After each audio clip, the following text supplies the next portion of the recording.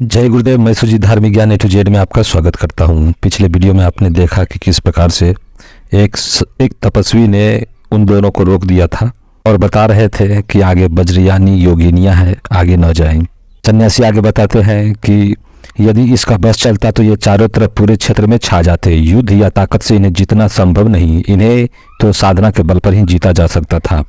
सन्यासी ने कहा, इन लोगों पर क्रोध से नियंत्रण प्राप्त नहीं हो सकेगा। आवेश में आकर यदि कुछ किया जाए तो अपनी ही मृत्यु निश्चित है। मेरी राय है कि तुम दोनों आपस कालत्रियानंद जी के आश्रम चले जाओ। जो कुछ भी सिखाएंगे सीख लो, यद्यपि और नवीन वे सिखा ही क्या सकते हैं। मैंने कहा, गुरुदेव ने हमें कालत्रियानंद जी के पास भेजा है तो वे हमें जो भी सिखाएंगे हम सीखेंगे ही, हम उनकी निंदा नहीं सुन सकेंगे। हो सकता है ज्ञान के क्षेत्र में आप दोनों के बीच प्रतिस्पर्धा हो, परंतु आप यह दोनों का व्यक्तिगत मामला है। हम दोनों अभी अबोध हैं और इस रास्ते पर कदम रखा ही है। यो भी हमारे संस्कार ऐसे हैं कि ईश्वर और गुरु की निंदा सुनना भी पाप है। सन्यासी ने अर्थपूर्ण दृष्टि से देखा और ऐसा लगा जैसे नजरें सीधे मेरे हृदय में उतर जाना चाहती है। फिर बोले, जीवित रहने पर ही गुरु की आज्ञा पाली जाती है। यदि उस वायुयान दुर्घटना में ही तेरा प्राणांत हो जाता तो इतनी लंबी चौड़ी बातें कौन करता। रविंद्र जी लिखते हैं, मेरे हृदय में खटका सा हुआ। एकदम मुझे यह लगा सन्यासी वही है जो वायुयान के समानांतर उड़ रहा था और इसी ने वायुयान को बचाया था। वही चेहरा, वही दाढ़ी, वही भाव प्रवण आंखें, सब कुछ वही। और मैंने पूछा तो उस दिन आपने हम सबको जान बचाई थी। आपने उस वायुयान को धीरे से जमीन पर उतारा था। सन्यासी ने कहा, अरे कौन हो सकता है। मैं उधर से जा रहा था तो देखा तुम्हारा वायुयान जो है डगमगा रहा है और मैं निश्चय ही उसके पंख टूट जाने के कारण वह गिरने वाला ही था और गिरते गिरते उसमें आग लग जाती। तब आप लोगों का सर्वनाश निश्चित था और मैंने चलते चलते हाथ के सहारे से उसे धीरे से जमीन पर उतार दिया। दरअसल शमशान भैरवी पर जो मैं वीडियो बना रहा था उसके सबसे पहले एक जो है मुखर्जी बाबू थे और अरविंद थे। मुखर्जी बाबू के पास एक फॉकर विमान था जो प्राइवेट था। इसी विमान से वे गोरखपुर जा रहे थे और जिसके बीच रास्ते में ये दुर्घटनाग्रस्त हुआ था। तभी भैरवी ने कहा, स्वामी जी मैं आगे अवश्य जाऊंगी, हर स्थिति में आगे जाऊंगी और अपने पिता को ढूंढ निकालूंगी। वे किस हालत में है, किस स्थिति में है अभी मैं नहीं कह सकती, परंतु यह संघर्ष में समाप्त हो जाऊंगी या अपने पिता को ढूंढ निकालूंगी। और कहते कहते तनकर खड़ी हो गई। सन्यासी ने कहा कि चींटी को कभी पहाड़ से नहीं टकराना चाहिए, इसमें चींटी का ही नाश निश्चित है। पहले तुम कुछ सामर्थ्य हो जाओ, अपने आप में कुछ क्षमता प्राप्त कर लो, तभी इन राक्षसों से तुम मुकाबला कर सकोगी, तभी तुम अपने पिता को ढूंढ सकोगी। भैरवी ने कहा, आपकी बात सही है, परंतु कभी कभी तो इससे टकराना ही पड़ेगा। यह टकराहट केवल मेरे पिता के लिए ही नहीं अपितु संपूर्ण नारी जाति के लिए है। हो सकता है इससे मैं शाम तक आश्रम न आ सकूं, परंतु जब मुझे ज्ञात हो गया है मेरे पिता इनके चंगुल में है तो उन्हें साधना के नाम पर नारी जाति का शोषण किया है और तो कोई ना कोई नारी इससे मुकाबला करेंगी ही। यदि यह अरविंद मेरे साथ चलेगा तो ठीक, अन्यथा मैं अकेले ही आगे निकल जाऊंगी। मुझे विश्वास है आपका वरदान और आशीर्वाद मेरे साथ रहेगा। मैंने हल्के से प्रतिवाद किया, मृगाक्षी हमें शाम तक आश्रम आने की आज्ञा है। इस समय मध्याह्न हो गया, यदि आगे जाते रहे शाम तक शायद ही आश्रम पहुंच सकेंगे। तब तक भैरवी आगे निकल चुकी थी। उस पगडंडी पर अकेले ही आगे बढ़ गई। ना मेरी उसने बात सुनी, ना पीछे मुड़कर ही देखा। मैं तुरंत उठकर पीछे चल पड़ा। मृत्यु अयस्संभावी है और पग पग पर ही यहाँ मृत्यु हो तो इससे घबराने या विचलित होने से फायदा ही क्या है। जब एक स्त्री होकर ऐसे खतरों के बीच मृगाक्षी जा रही है तो मैं भी पुरुष हूँ, जो होगा देखा जाएगा। कुछ संकट आएगा तो हम दोनों झेल लेंगे। पर तभी कालत्रियानंद जी का स्मरण हो आया। वे गुरुवत है, उन्होंने शाम तक लौटने को कहा था। आगे चलने का तात्पर्य किसी भी हालत में शाम तक लौटना नहीं था। उसकी आज्ञा का उल्लंघन अवश्य होगा, परंतु वह दूसरी तरह से पालन भी है। उन्होंने कहा था 4-5 मील भाग तुम देख लेना। अभी तक 2 मील ही चले थे, आगे 3 मील जो जा ही सकते थे। फिर जो कुछ होगा देखा जाएगा। मैंने अपनी जेब में पड़ी पारद गुटिका को संभाला हुआ अपने स्थान पर सुरक्षित था। चलते चलते लगभग सांझ होने को आई। लगभग 4 बज गए थे। थोड़ी देर में रात घिर जाएगी। ऐसी स्थिति में किसी गांव में जाना था। अवश्य आश्रय प्राप्त करना उचित होगा। उस तरफ कोई गांव दिखाई भी नहीं दे रहा था। तभी दूर से आकाश में एक बड़ा सा पक्षी उड़ता हुआ आता दिखाई दिया, जिसकी आवाज से ही लग रहा था वह तेजी से उड़कर आ रहा है। और आश्चर्य, वह नीचे उतरता हुआ सीधे मेरे सामने आकर जमीन पर बैठ गया। यह पक्षी लगभग भूचंडी वर्ग का गिद्धाकार आकार था। उसकी बड़ी सी चोंच धातु निर्मित एक बड़ा सा लोटा लटका हुआ था और उसमें कोई गरम गरम तरल पदार्थ भरा हुआ था। पक्षी उस डोल को ठीक मेरे सामने रखकर थोड़ा सा पीछे सरक कर रास्ते किनारे तरफ बैठ गया।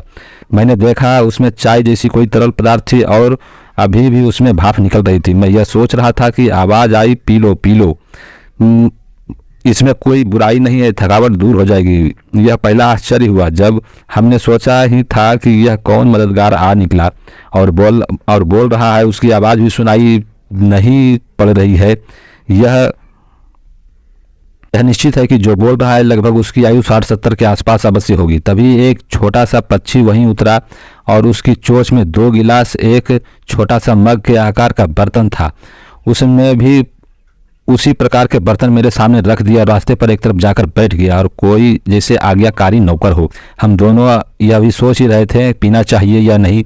तभी एक सन्यासी व्यक्ति सामने प्रकट हुआ और मैंने देखा वह बड़ा सा पक्षी अदृश्य हो गया था। तो क्या यह बड़ा पक्षी ही सन्यासी था जिसने अपना रूप परिवर्तित कर दिया था? तभी उस सन्यासी ने कहा, इतना अधिक सोच विचार क्यों कर रहे हो? यह जीवन जड़ी से बना हुआ पदार्थ है। इसमें जो इस भूभाग से लगभग अभी साधु सन्यासी सभी जो है इसमें स्वीकार करते हैं इस पदार्थ को। मुझे भी किसी ने भेजा ही है और जिसने भी भेजा है वो आपका हितैषी ही है। भैरवी ने कहा, हमारी मृत्यु तो है नहीं और अगर है तो कोई रोक भी नहीं सकता। जो कुछ होगा हम देख लेंगे। इस रहस्य को भेदना ही है और इसमें प्रवेश करना ही है। और ऐसा कहते कहते डोल से पेय पदार्थ गिलास में लेकर पीना शुरू कर दिया। उसका देखी मैंने भी वह गर्म पदार्थ गिलास में लिया और पीना शुरू कर दिया। वास्तव में ही उसका स्वाद अजीब सा था। ऐसा लग रहा था कई जड़ी बूटियों को मिलाकर यह बनाया गया हो। परंतु पीते ही शरीर में चुस्ती फुर्ती आ गई और मैंने मृगाक्षी को पीकर गिलास सामने नीचे रखते ही छोटा पक्षी गिलास और लोटे को चोंच में लेकर उड़ गया। तभी उससे बड़े डोल को जो कुछ पेय पदार्थ बाकी था सन्यासी लेकर हवा में उड़ गए और वे मनुष्य नहीं अपितु पुनः बड़े पक्षी के रूप में दिखाई दिए। सांझ ढलने को था। हमारे मन में अज्ञात आशंका रह रहकर कौंध रही थी। सारा प्रदेश तिलिस्म सा नजर आने लगा था। पग पग पर रहस्य बिखरे हुए थे और जो कुछ भी देख रहे थे अप्रत्याशित थे। भैरवी ने कहा, अरविंद, इस प्रकार रुकने से काम नहीं चलेगा। वह देखो, दूर कुछ घर नजर आ रहा है, वहाँ कोई गांव होगा। उधर पहाड़ों में 4-5 घरों का ही गांव होते हैं। हम दोनों उस गांव की ओर बढ़ गए। मुझे भी घर साफ साफ दिखाई दे रहे थे। मैं तेजी से आगे चल रहा था। पेय पदार्थ पीने से शरीर में स्फूर्ति आ गई थी। सारी जड़ता, थकावट समाप्त हो गई थी। लगभग आधे घंटे के बाद गांव साफ दिखाई देने लगा। हम दोनों नदी के इस ओर थे, गांव उस ओर था। हमने नदी पार करने की सोची पर कोई पुल दृष्टिगोचर नहीं हो रहा था।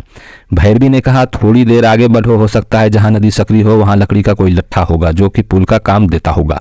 तभी छोटा सा पुल दिखाई दिया जो नदी पार कर रहा था।